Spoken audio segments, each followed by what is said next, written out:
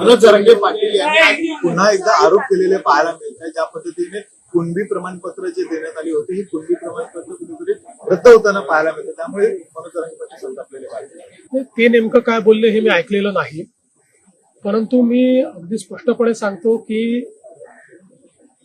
प्रमाणपत्र जेव्हा जात पडताळणी समितीकडे जातात त्यावेळी या जात पडताळणी समिती पूर्णपणे सर्वोच्च न्यायालयाच्या निर्णयाच्या अंतर्गत काम करतायत।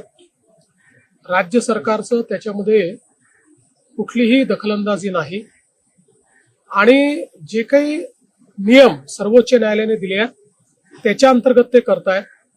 आणि केवळ म्हणजे आता कुणबी प्रमाणपत्र त्या ठिकाणी किती त्यांनी रद्द केले किंवा काय मला याची कल्पना नाहीये, पण मी आपल्याला सांगू शकतो की मोठ्या प्रमाणात वेगवेगळे जे काही त्यांच्याकडे प्रमाणपत्र येतात त्यामध्ये 10-12% रिजेक्शन हा रेट आहेच।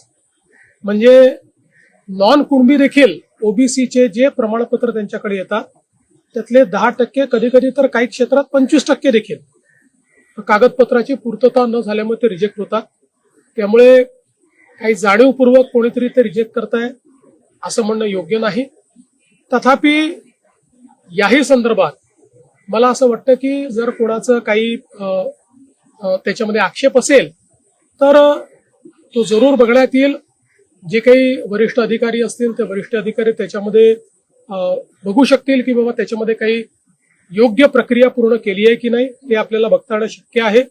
याच्यामध्ये अपीलची पण तरतूद आहे, ती अपील पण करता येणं शक्य आहे। म्हणजे सांगायचं झालं तर आम्ही सत्तेत आहोत, पण भाजपच्याही अनेक नगरसेवकांचे किंवा जिल्हा परिषद सदस्यांचे त्या ठिकाणी प्रमाणपत्र हे जात पडताळणी समितीने रद्द केले आहेत।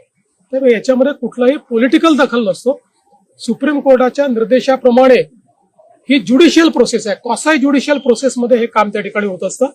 निश्चितपणे जर कोणाचे काही आक्षेप असतील तर ते आपल्याला बघता येतील। जरांगे असं देखील म्हणतात की मुख्यमंत्री आणि उपमुख्यमंत्री या संदर्भात सकारात्मक आहेत, मात्र मंत्रिमंडळातले काही मंत्री जाणीवपूर्वक आमचा घात करतात असं देखील नाही। निश्चितपणे आम्ही मी एक गोष्ट निश्चितपणे सांगतो की कुठलेही मंत्री असं करणार नाहीत। आणि मी पुन्हा सांगतो की जर कुठला ग्रीव्हियन्स असेल किंवा कोणाला वाटत असेल आमच्याकडे अन्याय झालाय, अपीलची तरतूद आहे, अपील करून देखील या गोष्टी करता येतात। ज्या त्रुटी समितीने काढलेल्या आहेत त्या त्रुटीची पूर्तता करता येते। रॉयल एनफिल्डचे अधिकृत डीलर व एक विश्वसनीय नाव म्हणजे चव्हाण मोटर्स। चव्हाण मोटर्स यांचे रॉयल एनफिल्ड शोरूम पोटगी रोड, आसरा चौक येथे आपल्या सेवेत रुजू। बुलेट 350 व क्लासिक 350 हे मॉडेल सर्व रंगांमध्ये हजर स्टॉक मध्ये उपलब्ध। आकर्षक फायनान्स योजना, घरी किंवा ऑफिस मध्ये बसून आम्हाला कॉल करा व डोअर स्टेप टेस्ट ड्राईव्ह सुविधेचा लाभ घ्या। अधिक माहितीसाठी आमच्या आसरा चौकातील शोरूमला भेट द्या। संपर्क 7720 06 90 74।